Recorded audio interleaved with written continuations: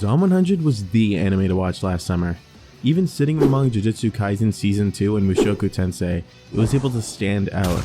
It had all the tools to cement itself and become one of the best new ongoing series, but as time went on, there was less buzz about the show, and the public perception on the series dropped steadily as it progressed. So what exactly happened? We start our story with a pretty relatable guy, Akira, who has become depressed after working at his boring ass 9-to-5 job in Japan. This man is lonely. He doesn't sleep properly, barely eats, and lives a sad, sad life. Sound familiar? Things weren't always like this. Just a few years back, he was a man who had a really positive outlook on things. A new company, new co-workers, and it seems like things might be going right for once in his life. But that doesn't exactly last long.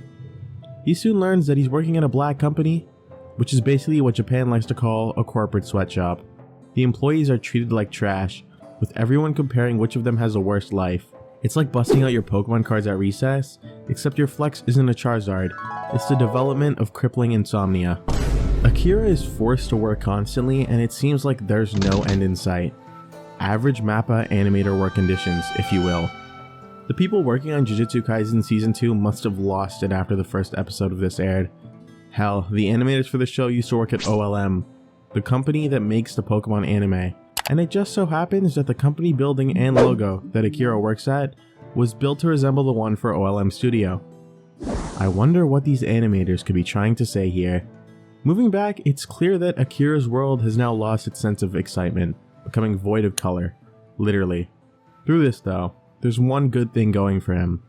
A baddie. A worker there that he likes. Maybe one day he'll be able to confess to her, and they can beat it. Yeah, no.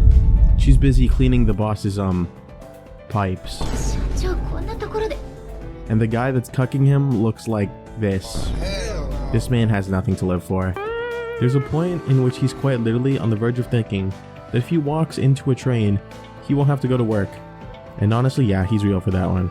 If I was cucked by a guy built like a 16:9 aspect ratio, with hamburger patties for lips and this haircut, yeah, I'd be lying down on that railroad track.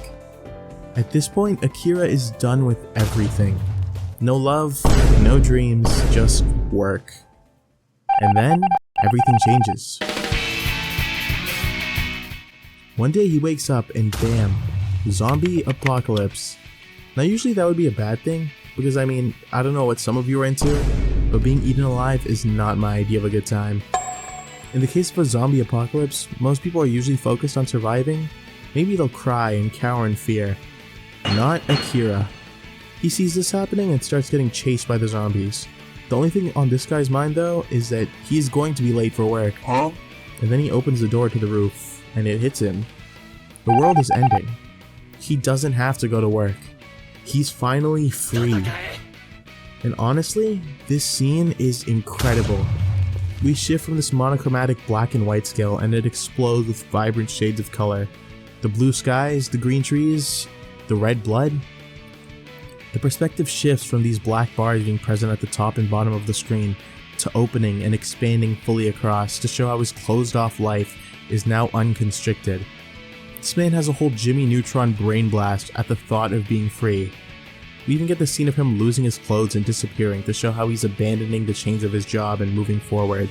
The first episode is nothing short of captivating.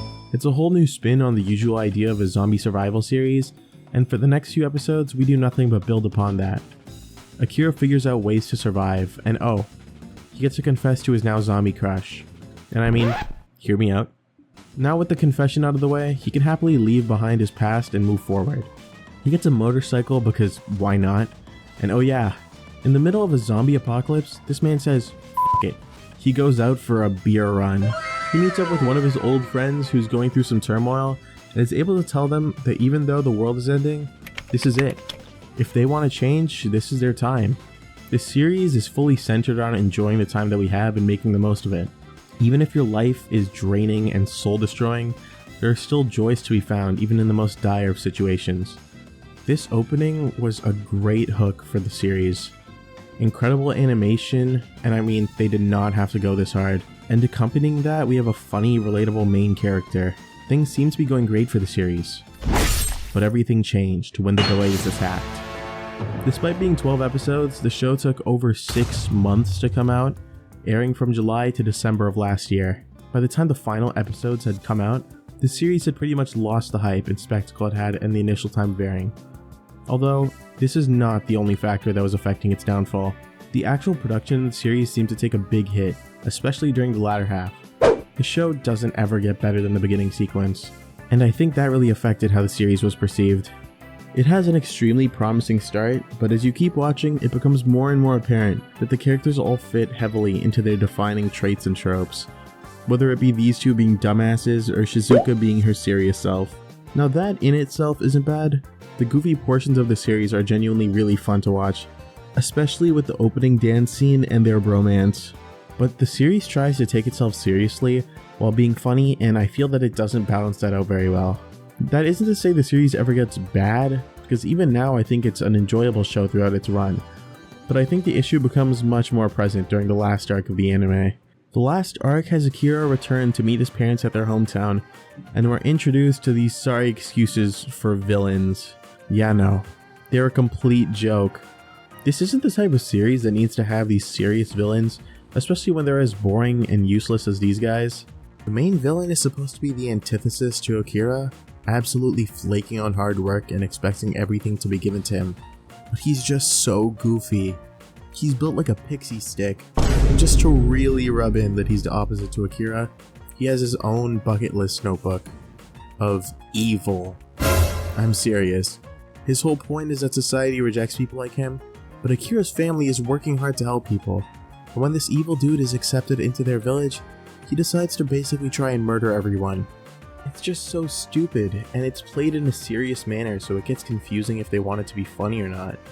A serious villain could have been someone who lost everything to the apocalypse, but nope, we have this string bean here who's just overly edgy.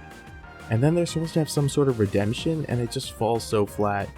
These people had a mildly sad backstory, but that doesn't excuse any of their actions.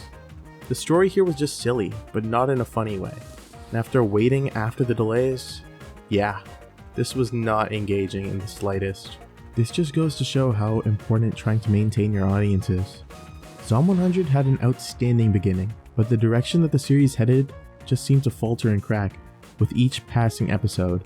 And along with that, the delays really hurt it. The plot, production, and everything else also deteriorated slowly, making it fall from being something possibly amazing to nothing more than your slightly above average seasonal anime. Thanks for watching. If you enjoyed the video, consider subscribing and leaving a like. That's all from me. See ya.